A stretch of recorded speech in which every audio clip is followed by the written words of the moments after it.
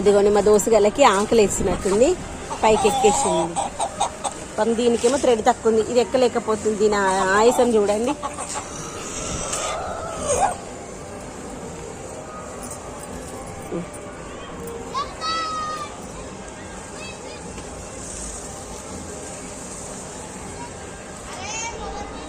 ఆకుకూరలు అంటే ఇష్టము.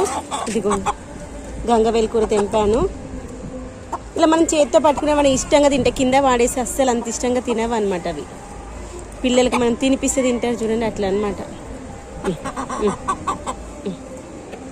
ఏమైంది అది కొంచెం తీస్తుంది వస్తుగా పైకి ఉన్నాను కదా.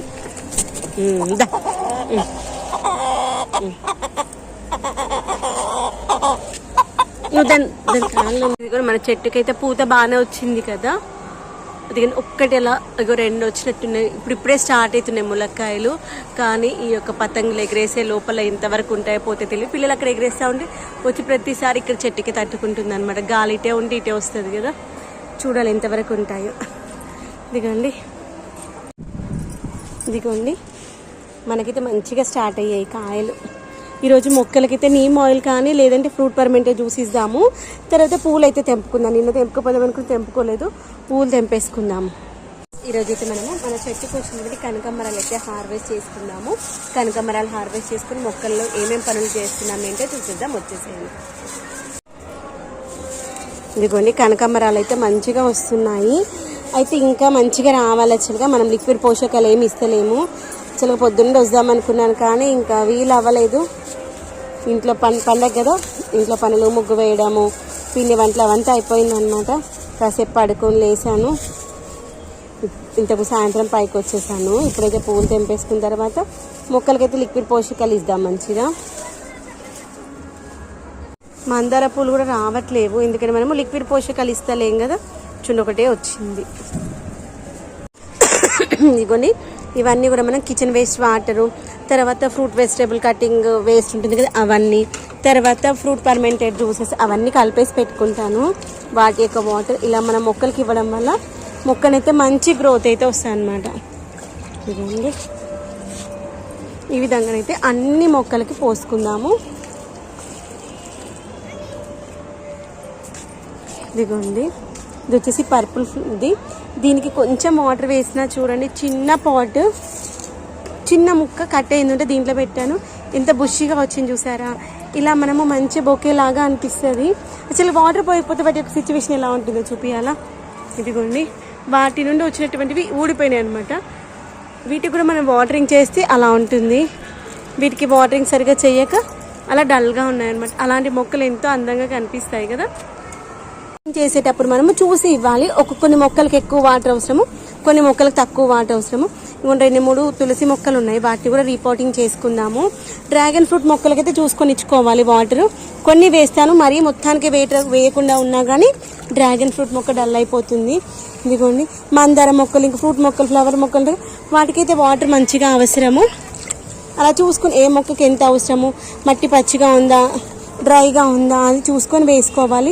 మనం ఒకవేళ ఒకరోజు ఇవ్వకపోతే నెక్స్ట్ డేకి ఎలా ఉన్నాయి వాటర్ అనేటువంటి, తడిగా ఉందా పొడిగా ఉందా చూసి దాన్ని బట్టి మొక్కలకి వాటరింగ్ చేస్తే మొక్కలైతే మంచిగా సర్వైవ్ అవుతాయి. చూడండి చిన్న బాటిల్లో అయినా పాలకూర చూడండి ఎంత మంచిగా వచ్చిందో. మొన్న 2-3 డేస్ బ్యాకే కట్ చేశాను, ఇంకా మంచిగా వస్తుంది అనమాట. ఫ్రెండ్స్ ఈరోజు అయితే నేను మొక్కలకి మనము రైస్ తర్వాత ఫ్రూట్స్తో చేసినటువంటి పర్మెంటెడ్ జ్యూస్ ఉంది, ఇదైతే చేసి 1 year అవుతుంది. దీన్ని అయితే ఈరోజు మొక్కలకి ఇద్దామనుకుంటున్నాను. ఏంటి 1 లీటర్కి 1 ml చొప్పున ఇవ్వాలి. గుండి పపాయ, బనానా, తర్వాత మిగిలిపోయినటువంటి అన్నం ఉంటుందిగా వాటి కాంబినేషన్తో తయారు చేశాను. దీన్ని మొక్కలకి స్ప్రే చేస్తే మొక్కలకు కావాల్సినటువంటి పోషకాలు అయితే పుష్కలంగా అందుతాయన్నమాట. దీన్ని ఇప్పుడు మనం ఫిల్టర్ చేసుకొని మొక్కలకి స్ప్రే చేసుకుందాం.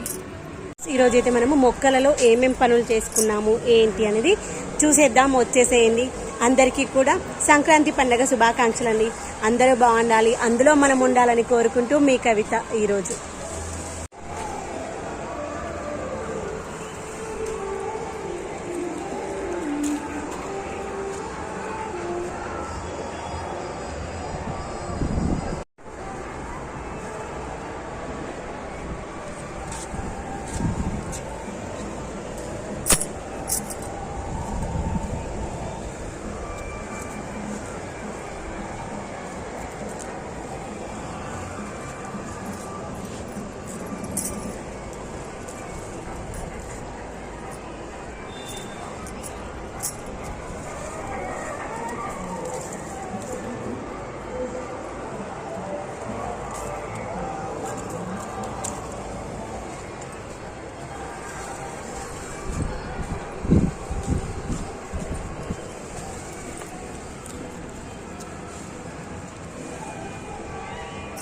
మల్లె చెట్టు మొత్తం అంతా క్రూన్ చేసేసాను.